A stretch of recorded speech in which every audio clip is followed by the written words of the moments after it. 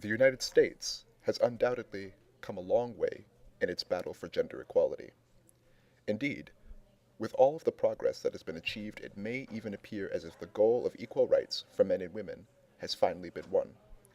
But as history has so often shown us, appearances can be deceiving. When we take a closer look at American society, we see that many of the structures of gender inequality still stand.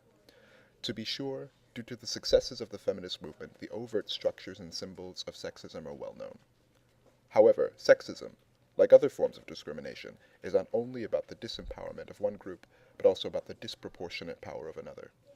In other words, it is one thing to acknowledge the disadvantages that women have suffered from systemic inequality, and quite another to acknowledge how men continually benefit from this inequitable system. Notably, many masculinists and anti-feminists contend that the notions of patriarchy and male privilege are myths concocted by the feminist imagination, that indeed women are not disadvantaged at all, and society benefits women and not men. Women were oppressed economically, sexually, socially, and I thought you're going to make me cry in a minute, you know what I mean?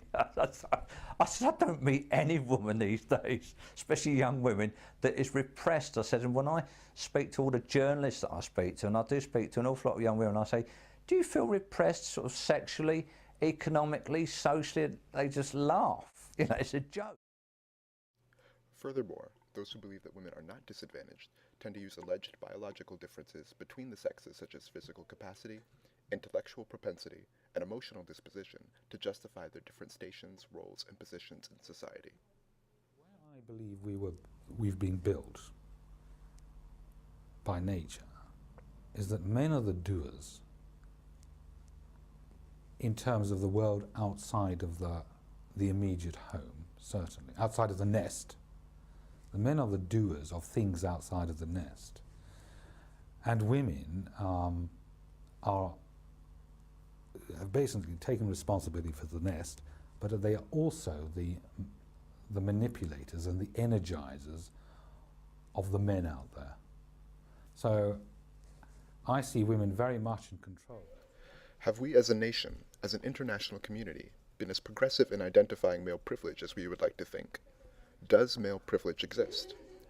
We asked 11 members of the Dartmouth community to tell us what they think about these questions as they pertain to the college, the United States, and the world. Each of our respondents acknowledged that male privilege does indeed exist in some shape or form, yet they had diverse perspectives concerning its prevalence, severity, and visibility. Oh, definitely, yes. I mean, because men tend to get more things. I guess, like, generally their status in society is higher too, and there just seem to be preference for men in certain, like, fields. I mean, I've never been like personally discriminated against as a woman, but I think that at Dartmouth especially there's lots of evidence of male privilege. Some social groups are very much like male privilege is super prevalent, and a lot of people are thinking maybe they're not as much. I definitely think it still exists. I mean, men are certainly accorded like privileges, just to use the word that women aren't. And I do. I think it persists. It's not as bad as it used to be. However, it's definitely still in our society. It's really similar, I think, to the white privilege in our society. That it's if you're part of that group, you don't really notice it in your everyday. But when you're not part of it, it's like that oppositional identity with that group. When I was growing up in the 60s and 70s, a lot of women didn't work. And I think most of them that worked had pretty menial jobs. Yes. What would you like to say that one? Male privilege. I think so, at least in certain industries. I think it's something most people don't want to acknowledge. I think that if you're in a situation where that conversation is brought up, like when you have forums, for instance, a lot of people will say a lot of things about it, but in the normal everyday life, I think people tend to either not acknowledge it, not see it, or just kind of push it under the rug.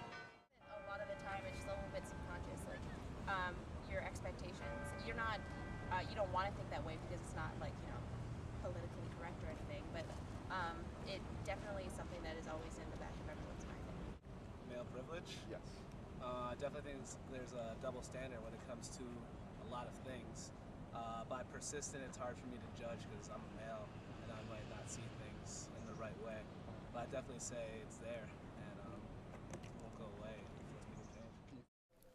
Also, these individuals provided a diverse range of examples of the way male privilege has impacted them personally, or how they've perceived its effects on others.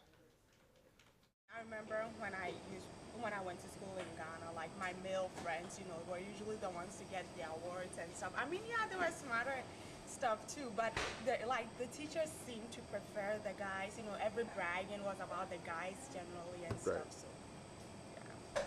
I'm a freestyle skier, and guys can earn up to 3 to 4 times as much prize money as the girls will win. Or like what I've felt is for men, like yes, there's definitely an expectation of like going out and getting a job and like being this certain type of person and having all these doors open to you. And I think for a woman, there's a lot more double standards and double expectations of like go out and have a high-powered career, but also be a housewife and raise children. And I think it's like that conflict of interest and like that conflict that women are supposed to be like 6 things at once, and men are very much like, oh, you just have to be like this strong protector that makes money and supports a family, and like you're entitled to a lot of things that can get you to that place. And for women, it's hard to kind of like reconcile all these different things and figure out what you're supposed to be. My dad is a stay-at-home dad, but my mom has worked in the corporate world for as long as I've been alive. On the other hand, like there's definitely some things that are the same, I would say, in the sense that, if there's like a problem with the plumbing or something, he still like is like, oh, I gotta try to fix it, like, tries to like take charge of that stuff. There's certainly a lot of inequality in religious institutions.